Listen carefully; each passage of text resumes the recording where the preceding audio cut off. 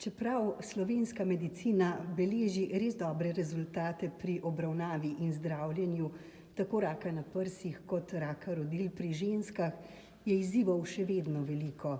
Ne le strokovnih, ne le raziskovalnih, ampak tudi logističnih, tako rekoč vsakdanjih pri delu v našem zdravstvenem sistemu. Seveda pa me zanima, kakšna bo vloga medicinske znanosti, kakšna bo vloga zdravnikov, mentorjev v sklopu sklada Mojce Senčar. Kot ste pač pravilno ugotovili, nikoli ne bomo na točki, ko bomo rekli, zdaj smo pa dosegli vse, kar se da, ali celo vse.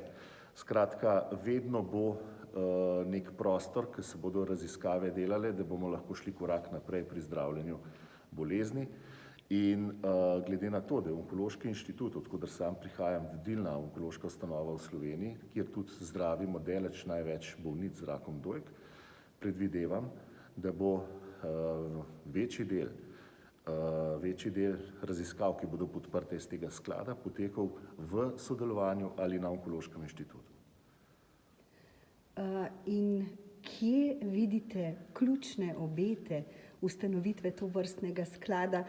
Kajti nekako tudi zunanji opazovalci ugotavljamo, da je to zelo konkretna dediščina pokojne gospe primarij Mojce Senčar, ki je orala tako rekoč ledino na tem področju, kajti bila je zdravnica, bila je pacientka in opozorila je na pomembno vlogo civilne družbe tudi pri polnjenju številnih praznin v samem sistemu, kjer bi recimo sistem moral zagotavljati določene oblike zdravljenja, pa si jih je bilo treba še zagotoviti, podpreti to.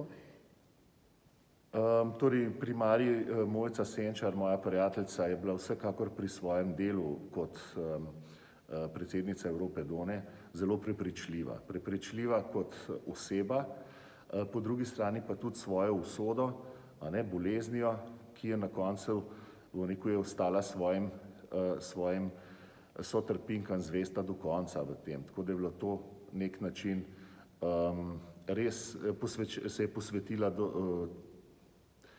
tej bolezni s srcem.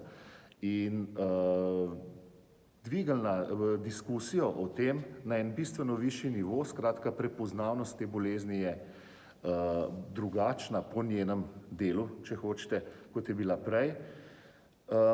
Zdaj, kot rečeno, raziskave so pa tako, vedno morajo potekati, denarja za podporo je vedno premalo in razni skladi, tudi kot je ta, so pač lahko ena oblika, da se podpre in lažje izpelje kakšno raziskavo, kot bi jo sicer, tako da je to vedno dobrodošlo, obenem pa bomo še, ohranjali ime primarice, ki je tako veliko naredila za ozaveščanje te bolezni v Sloveniji.